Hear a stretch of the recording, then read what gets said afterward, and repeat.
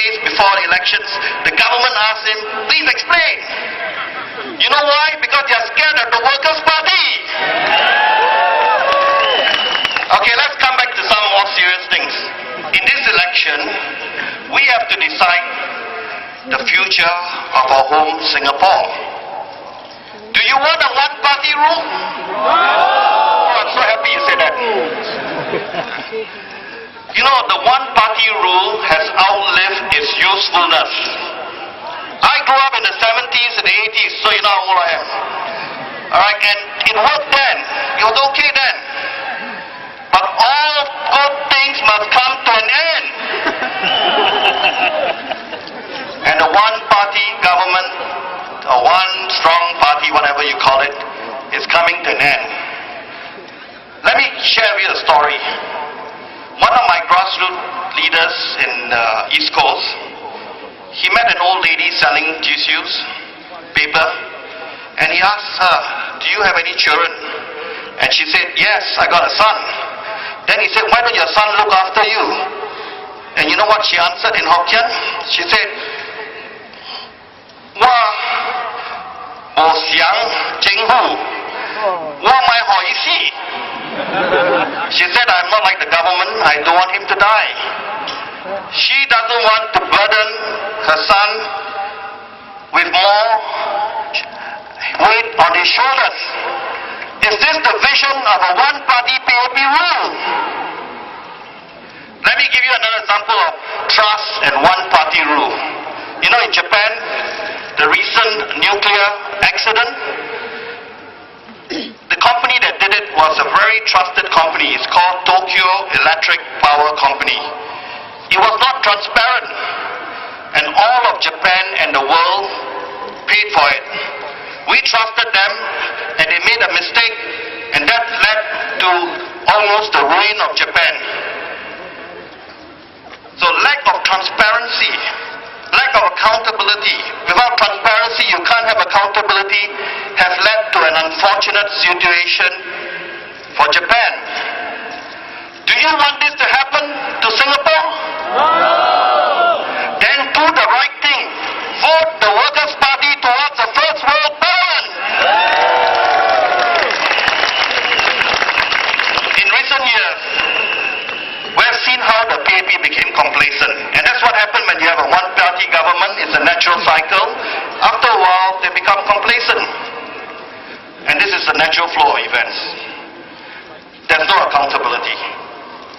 Without competition, PAP ideas and policies are on their own terms. They tell you what to do. They set the agenda. They say that, you know, if we don't have 4G leadership, Singapore will collapse. Look, that's the PAP problem, not the Singapore problem.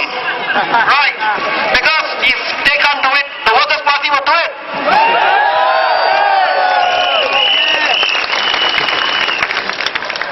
So, if the one-party government, as what they say, is so good, are you feeling 100% happy? Oh, good. So just imagine, like my colleague said earlier, if only Singtel, no M1, no StarHub, you would be at the mercy of Singtel. Now, you are at the mercy of the PAP. They become our masters and we their servants. You know, complacency, I don't have to repeat over again, you know, YOG, they bring 45,000 certs, they have to recall all of it due to a printing error. Maybe that's why they exceeded their budget by 300 times. Or 3 times, sorry. And then they say it won't flood in 50 years. I think the heavens must have heard them because it flooded again and again. Well, for Mat Salamat, I'll leave it to Mr. Chiam. I think he can deal with it.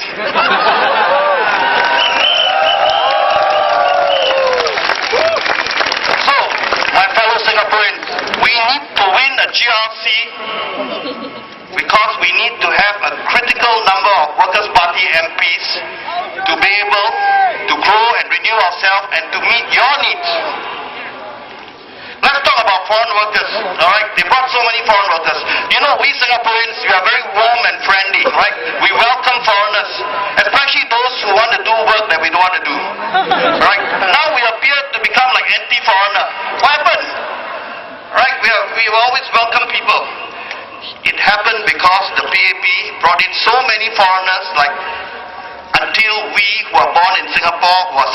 Singaporeans are only 60% of population or less.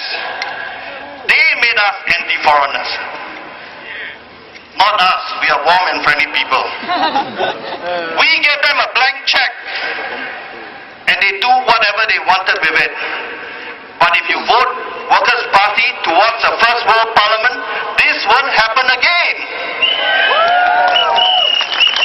The PAP said that these foreign workers are cheaper.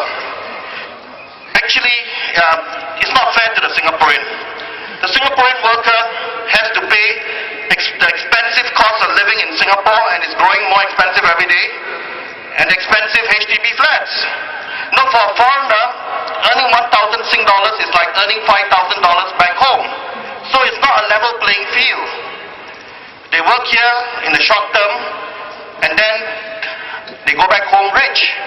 But the Singaporean worker has to live here all the time. We have no option. So is this fair?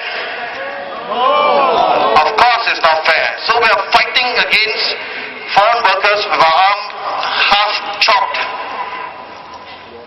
Which government will do this to you? The PAP government, one-party government, right? Let me tell you another story. One of the East Coast residents called me up and he told me he wanted to work in this company, and this company has a lot of customer-facing type positions, and they hired about 200 Filipinos to do it. And he's in his 50s. He said a lot of Singaporeans want to do this job actually. They pay the workers about $1,800, which is fairly attractive. But the company said they only want young people. So now it's gone beyond cost. If we don't watch it, it becomes an age discrimination. So the foreign workers coming here to work with us, to take our jobs, it's not just because they are cheaper. Now because they are younger, it makes the level playing field even more unlevel. Is this fair to us? No. Okay, let me tell you about U-turns. Alright? The Prime Minister said that we heard you, we're going to reduce the number of foreign workers because we know you're not happy. Now, do you know why they say that? Or why he said that? Because the Workers' Party is strong. And because he knows that you want more opposition, because you've seen the last 5 years the need for more opposition MPs, especially Workers' Party MPs. And then because they are scared of Workers' Party. If you want to prevent more bad policies and force the PAP to U-turn, what must you do? Do the right thing and vote Workers' Party. Okay, another U-turn is the cooling off measures. They accuse us of trying to bring the property market down, but actually they are doing it. The cooling off measures are very draconian and they bring property prices down.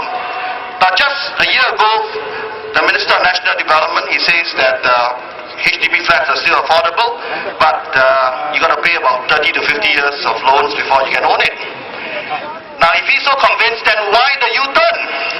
The U-turn is because the Workers' Party is strong and they know elections are coming, and that's why they U-turn, because they're scared of the Workers' Party. Okay, at the end of the day, the PAP candidates are good people, but Singapore is bigger than the PAP. The one-party parliament goes against nature. So my fellow Singaporeans, follow your heart, follow your instincts. You know that you just think that 2 opposition members of parliament today is not enough. I know you know it. I know you feel it. Alright? So just follow your heart and do the right thing on May the 7th. Now one final message, why the PAP is scared of us. It's not just because we've got good candidates with passion and sincerity to serve you. It is because we have the most deadly secret weapon. You know who they are? Yes, you, the people of Singapore. And the Workers' Party and the people of Singapore, we are one. Power to the people, vote for a first world parliament, do the right thing, and vote the Workers' Party. My name is Alex Tan. I'm the East Coast candidate, and I love Singapore.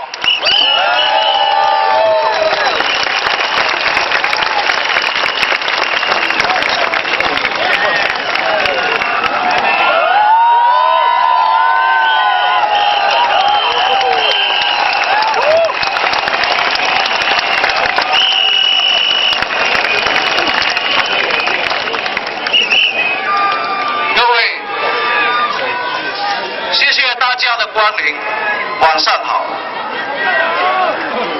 我接下来呢，要介绍给大家的一位演讲者是 Muhammad Faizal。Faizal 是阿育尼季选区的候选人之一。他毕业自澳洲的摩纳斯大学，目前呢是做一些家庭的、社会的这些咨询工作。The next speaker I wish to introduce to you is Muhammad Faizal. Faizal is one of the candidates of Aljunied GRC. He's graduated from Monash University with a degree in psychology. He's a family consultant. I present him to you. Thank you, Nice to see all of you here. You can see the seas of blues. Belum lagi nak tidur.